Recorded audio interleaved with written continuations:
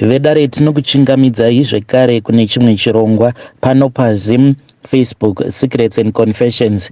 Tadzoka zvekare nemamwe mamessages. Regedzai tibva tapinda mumamessages edu atadzoka takakubatirai. Message yedu yekutanga yakamira sekudai so: hanzi makadii zvenyu mukoma, ndinokumbira kuti munge muchindiposterawo nyaya yangu makavigawo chitupa changu. Inini mukoma nditori nevazukuru so uye vana vangu vose vari kurarama vari kunze kwenyika, variko kunyika dzevatorwa. Ndine vana avo vari kuBotswana, vamwe ndo vari kuSouth Africa, but this year umwe wacho ndiye akazobuda muSouth Africa achiti monetsa ndokubva azoenda zvake kuNamibia. So mukoma, since vana vangu vose ava vari kurarama vari kunze kwenyika, kuno kuZim kubva zvandakazoshayikirwa nemurume wangu, ndava kungorarama upenyu hwekuti ndinenge ndingori alone, feeling lonely nguva dzose. Inini murume wangu paakashayika tainge tava kugara kune imwe nzvimbo nekudawo kwekuti ndainge ndichingosemewawo nehama dzemurume. Dzakangotiwo murume wangu achingonoshaya, vakabva vazouya vakangochema murume wangu, then hukama hukabva kwazongoperera ipapo. Saka ndinoti kana ndakazvitarisa ndiri kungoraramawo upenyu uhwo hwakararamiwa naamai vangu, because baba vangu ivo vainge vachibva kuMalawi. So baba vakati vauya kuno vainge vachishanda semufudzi wemombe, ndokubva vazomitisa amai vangu apo pamusha pacho pavainge vachifudza mombe, nekuti vainge vachishandira baba vaamai vangu vanova vari sekuru vangu. So ndichinzwa nhoroondo yacho zvinonzi baba vangu vakabva vazonzi vainge vachifanira kuti vange vachiurawa sezvo vainge vamitisa amai vangu. Ndopa vakabva vazotiza paya, vakabva vazouya naamai vangu muno muHarare. Havana kana kuzombodzokera kumusha kwavo ivo amai. Kunyangwe ini pandainge ndichikura ndaiti kana ndikavabvunza kuti nhai kusekuru nagogo varipi, ivo amai vainge vasingatombodi kutaura nezvayo nyaya iyi. Saka muno muHarare ndo mandaitoziva kutoti kuno kuHarare ndo kumba zvekare, kuno kuHarare ndo kumusha kwacho.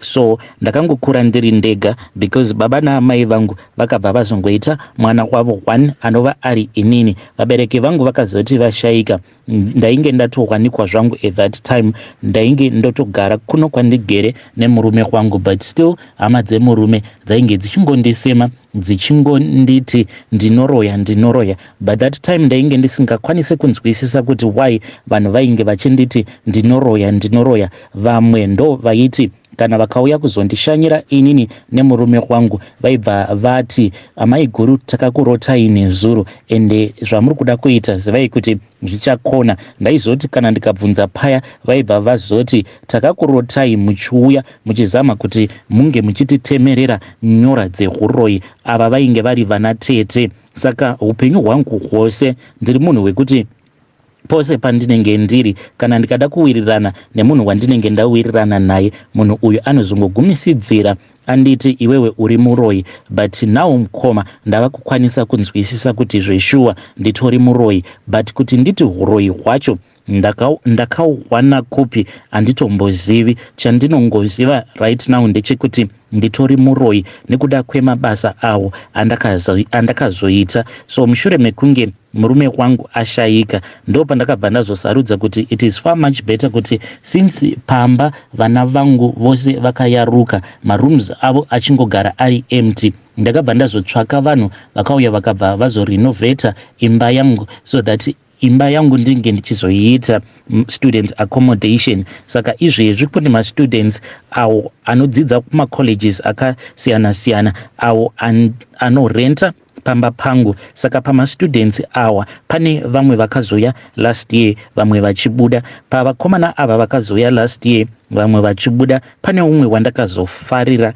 ende ndakati ndamufarira kudaro ndaiti paya pandinenge ndakarara ndaitorota ndichitoenda kuromu kwake, ndobva ndatonokwira pamusoro pake, ndobva ndatotanga kutoita bonde naye. Chaindinetsa ndechekuti ndaibva ndazopepuka ndakamira mupassage ndakatotarisana nedhoo rake, zvorakidza kuti ndinenge ndichangobva mukubuda muspare bedroom umo ainge achishare neumwe wake. Ndaizoti kana ndadzokera kubedroom kwangu ndo pandaibva ndatonzwa kutoti kusikarudzi kwangu uku kunenge kwakatonyorova kunobata kudai. Ndaibva ndatoona kutoti masperms ndo anenge achitobuda kusikarudzi kwangu uku. Zvinhu izvi zvakangoramba zvoitika kudzamara one day ndakazongorota umwe mukadzi, but mukadzi uyu ainge ari wechikuru kachembere chaiko. Kakabva kazondibatisa umwe mushonga kakanditi mushonga uyu ndikuda kuti unge uchizomuisira muchikafu chake, sezvo ndiri kuona kuti unomuda munhu uyu, wamuda pavanhu vose vagara pano pamba pako. Hakuna munhu wawada sekakomana aka kakanaka kane chiso chinoyevedza. Ndakabva ndazogamuchira mushonga uya ndokubva ndautora, asi chakandivhundutsa mukoma ndechekuti ndakati ndichinomuka ndokubva ndazoona kuti panext nepilo yangu painge paine kamwe kamudzi kainge karipo. Ndikabva ndatonzwa voice iro rakanditi tora kamudzi aka. Ndakabva ndazoudzwa kuti tora kamudzi aka, kana watora kamudzi aka uri kufanira kuti unge uchizokakuya kuya wokaomesa muswere wese wezuva. Unofanira kuti unge uchingotevedza zuva, because akafanire kuti kange kachizoenda pane mumvuri kuzonosvika zuva richizononyura. Ndakabva ndazomuka ndikabva ndaita sekudaro. Ndakaita mazuva angu 3 ndichiita sekudaro, then zuva rechinumber 2 ndo pandakabva ndazonzwa usiku hwacho voice riya rakabva razonditi ndaifanira kuti ndinge ndichimuka ipapo. Ndobva ndatora newspaper ndobva ndawaridza, ndobva ndaitira tsvina mubedroom mangu. Kana ndapedza kuita tsvina kudaro ndinofanira kuti ndinge ndichizonoisa tsvina iyoyo pamusoro pemba. Ndakabva ndati zvino ndichagona kukwira ini pamusoro pemba apa ladha ndisina. Ndikabva ndazonzi ndaifanira kuti ndinge ndichizonoisa tsvina yangu pamusoro pechimwe chirugu changu chandini nacho, sezvo ndiri munhu anoitawo maprojects emabroiler. Saka ndakabva ndamuka paya zveshuwa, ndakabva ndatonzwa ndichida kutozvibatsira. Ndikabva ndatsvaka newspaper, handina kana newspaper randakawana mumba. Ndo pandakabva ndazotora rimwe bhuku ndikabva ndabvarura mapeji 2 ndikabva ndazomawaridza pasi ndokubva ndatanga kuita tsvina yangu. Ndakabva ndaita zimukonde ndokubva ndazotora tsvina iya ndikaiputiridza mumapepa aya ndikabva ndazobuda panze ndokubva ndaenda ndikabva ndanoisa mukonde uya pamusoro pekachurugu kangu ndikabva ndasiya zvakadaro. But ndakati ndichidzoka mumba ndaitonzwa kutoti painge paine munhu uyo ainge achinditevera achifamba ari kumashure kwangu. Sabva ndazomirira kuzonosvika tsvina iyi ichioma. Yakati yaoma ndokubva ndazoitora ndikabva ndaikuya zvekare ndikaiswedza iri pazuva. Apa ndaitaimira paya vana ava pavanenge vaenda kumacolleges kwavo, then ndobva ndasara zvangu ndichitevedza zuva kuzonosvika zuva richinonyura. Ndakati ndapedza kudaro ndo pandakabva ndazoudzwa kuti uyu mukomana uyu ndaifanira kuti ndinge ndichizomubikira, then kana ndapedza kumubikira ndaifanira kuti ndinge ndichizoisa mishonga iyi yainge yakazangana netsvina yangu. Ndokubva ndaita sekudaro. Saka musi wacho iwoyo umwe wake ainge asipo, akazondiudza kuti umwe wake ainge aenda zvake kunoona musikana wake. Ndikabva ndati uyu wainge utori mukana, but this was after ndatomupa mushonga uyu wemupfuhwira. Ndakamubikira ndikabva ndamuti ndainge ndisingade kuti ange achibika musi wacho iwoyo nekuda kwekuti ndainge ndabika chikafu chainge chakawanda. Iye akabva atofarawo akabva ati maita basa gogo. Ndokubva ndazomupa chikafu chiya. Akati achingonodya chikafu chiya ndikatonzwa pasina kana nguva munhu ainge otondinokera padhoo rangu. Ndikabva ndabvunza kuti ndiani, but ndainge ndichitoziva zvangu kuti ndiye because tainge tingori 2 tiri tega. Vamwe vasikana avo vainge vachigara pamba pangu at that time vainge vachitawo zvekunonwa doro vachitamba snooker. Saka tainge tingori 2. Ndakabva ndamuti pinda. Ndichinomuti pinda kudai ndakabva ndawaranura jira iro randainge ndakafuka ndokubva ndasiya chidya changu chiri panze. Iye akangoti achingonopinda achiona kuti chidya changu chose chainge chiri panze akabva angoramba akanditarisa. Ndikabva ndati ko wai wakamira ikoko, uya undiudze nyaya yako wakavata apa. Ndichimurakidza apo pandainge ndichida kuti ange achiuya kuzorara pasaidi pangu. Iyewo akabva atanga kufamba ndokubva auya akabva apinda mujira neni ndokuzotosika bonde patakabva taita. kubva musi iwoyo tinotoraramisana sekunge tiri mukadzi nemurume. Iye ndiye wandinotoudza kutoti kana ndava kusada munhu pamba pangu ndiye ane mvumiro yekuti ange achidzinga uyo munhu wandinenge ndava kusada pamastudents, uye ndiye anotobata mari idzi dzerent dzandinofanira kuti ndinge ndichipiwa nawo awa mastudent. Ende kuti aishandisei mari iyi ini hangu handina ranya nazvo, nekuti iye ndinongomuda akadaro, uye bonde raanondipa ibonde rinondifadza, and I feel as if munhuwo ari kutondibvisawo ushoma kwandainge ndichinzwa. At least ndava nemunhu wangu wekuti ndinenge ndichivarairwa naye. Ndiyowo confession yangu iyi, asi ndinozviziva hangu kuti ndinofanira kuti ndinge ndichizomusunungura mwana uyu, but ndinoti kana ndikafunga nezvazvo kuti nerimweni ramazuva ndiri kufanira kuti ndinge ndichizomusunungura, ndinobva ndatanga kutoyeredza misodzi, ndinenge ndotochema nekuda kwekuti ndinomuda. Kana zvainge zvichibvira ndinodawo kuti ndinge ndichizova naye kusvikawo zuva rekuti ndichazofa, kana kuri kunzi imba iyi ndichaisiyawo iri muzita rake. Aiwa, handina kana dambudziko nazvo, because ndinomuda mwana uyu, ndinomuda nemwoyo wangu wose. Hongu ndine zvandakaudzwa kuti ndinofanira kuti ndinge ndichizomushandisira kuti ndinge ndichizorinyuwa mishonga iyi. I know kuti zvimwe zvacho zvinokwanisa kuzomukanganisa kumberi uko, zvekuti anokwanisa kuzototadza kupinda mumarriage, kuzototadza kugarisana nemukadzi sikarudzi yake inenge isisina simba. But as for now ndinongozviudza kuti at least iyewo ari kundifadza. Ko, handiti kana muri murudo ndo zvakakosha here? Vedare ndo message iyo yandakatumidzirwa ichibva kuna Gogo, but Gogo, I think you are lying somewhere. Pamuri kuti hamuzivi kuti uroi hwacho makahupiwa nanika ipapo Gogoka, I think hamuna kutaura chokwadi. Because how come voice rinozotanga kutaura nemi Gogo all of a sudden?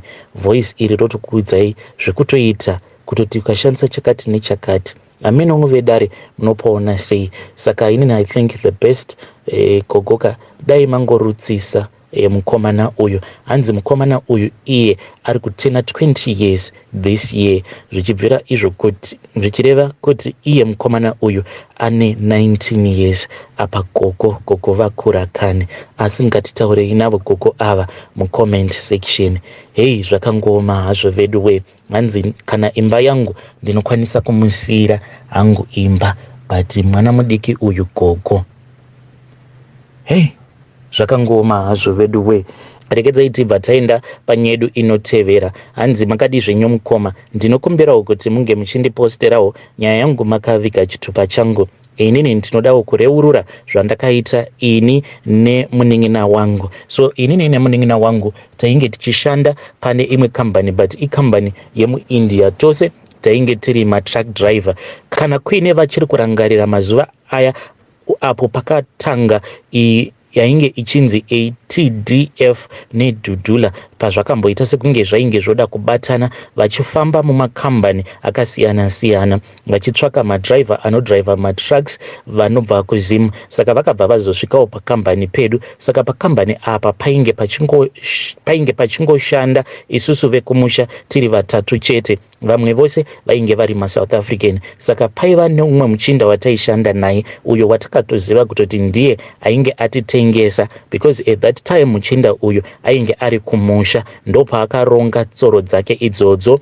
Then varume vaya veATDF ndo pavakabva vazouya ndokubva vazotaura nemurungu, vakanetsana nemurungu. Murungu akazosara achitiudza iye achiti I think kuti munhu akutengesai ndinhingi, because he just requested a leave out of nowhere, zvekutoti munhu akatosvika pakutonopaka truck pasafe station achiti kana murungu akasatsvaka reliever anosiya truck iroro. So murungu akabva atiti since matozivikanwa kuti imimi muri maforena, pano ndinokwanisa kuzopisirwa matracks angu. Saka I think kuti chimbomirai basa. So ndo patakabva tazombomiswa basa paya nekuti varume ava veATDF vainge vongoramba vachingodzoka. Bataka iye akati achibva kumusha ndokubva atongoenderera mberi achishanda, asi sezvisinei inini nemupfana wangu takabva tazodanwa nemurungu because ava maSouth Africans ava akazosara achishanda